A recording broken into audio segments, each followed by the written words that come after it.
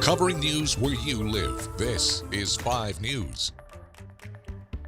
Thank you so much for joining us. We have the top headlines where you live. I'm Tiffany Lee. But before we get a look at today's weather, let's get you caught up on what's going on around our area. Detectives in Crawford County are looking for more tips in a murder cold case. Back in 2014, David Jackson, a former Sebastian County deputy, was found dead outside of his home in Bidville. Detectives say that he was shot, and 9 years later, they still don't have any leads in the case. They're asking for your help that could lead to the capture of his killer. If you know anything, you're asked to call the Crawford County Sheriff's Office or their anonymous tip line at 479-922-4583.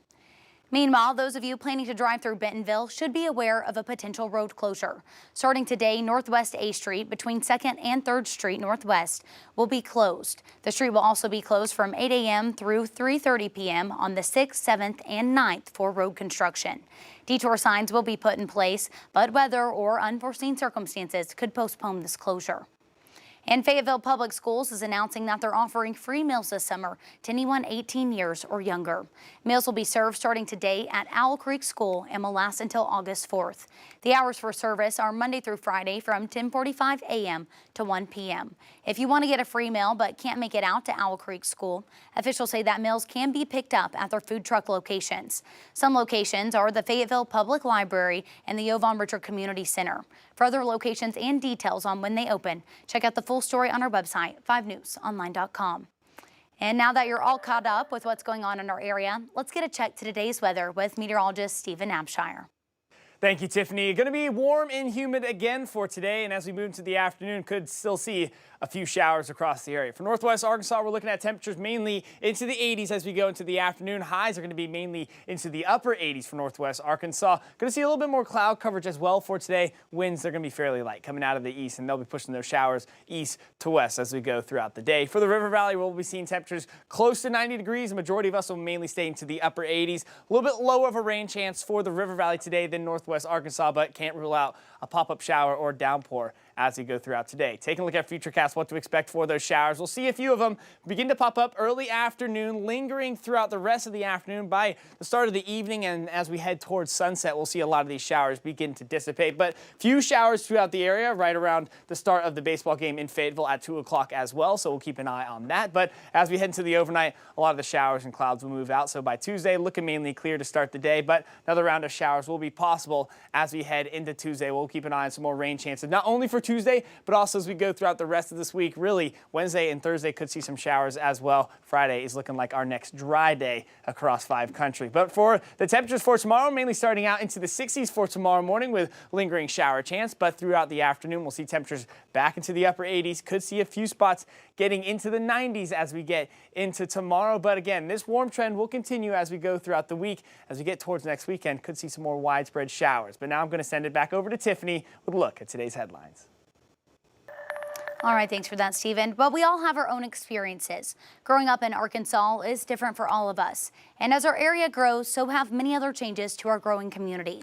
In a special roundtable, 5 News reporter Micah Wilson sat down with 3 different generations of Black Arkansans to hear about their life experiences and how so much has changed, but yet is still the same. This is not going to be the Corinne Thompson show. This is gonna 3 very different generations. I'm 40. For everybody who doesn't know. 48? 40. Hey, I appreciate that. I didn't think you was 40. I was born in 2004. All in the same room with the same topic, being black in the natural state. And while they say their experiences are very different, they still say they face similar struggles. It's definitely exhausting. Just because something is illegal, it doesn't mean that that mindset still doesn't exist. Slavery, the civil rights era, and integration wasn't that long ago. With slavery and segregation, it's like, just forget about it. I'm like, that's very interesting how those two play out, that we're supposed to forget about it. I'm like, you mean my literal grandmother? I started first grade in 1950 at elementary school and high school.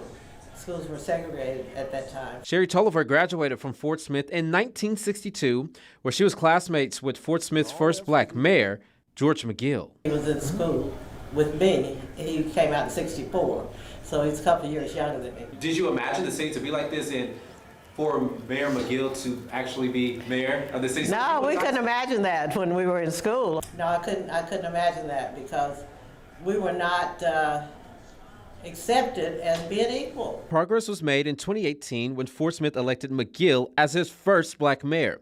For Caleb Jones, a freshman at the University of Arkansas, it's hard to imagine a time when that wasn't possible. The first president we know of was Barack Obama. Like, we came into this world and it was all about change. But all four agreed unconscious biases and racism is still something they deal with. It's not my job to explain to you why touching my hair is inappropriate and racist. It's not my job to explain to you that I'm uncomfortable with your comments. We know multiple races make up our population, but according to the most recent census, only 2% of people in Northwest Arkansas are black. And that's also why you probably created your own space, right, for Black Girls Talk? Absolutely. I just created Black Girls Talk just so people can feel welcome, like, and be included. I feel welcome because I love me and I don't worry about what they say, as long as it's not dangerous. Because I've already experienced some of the things that these young ladies experienced when I was younger. Being black in Arkansas is. But constantly creating space for yourself and others. You have to be yourself. Challenging. Being black in Arkansas is interesting. Those are some of your top headlines on this Monday. We'll continue to follow the news all day long. Catch up with us again on this evening on your 5 News at 4, 5, and 6. I'm Tiffany Lee. Have a great day.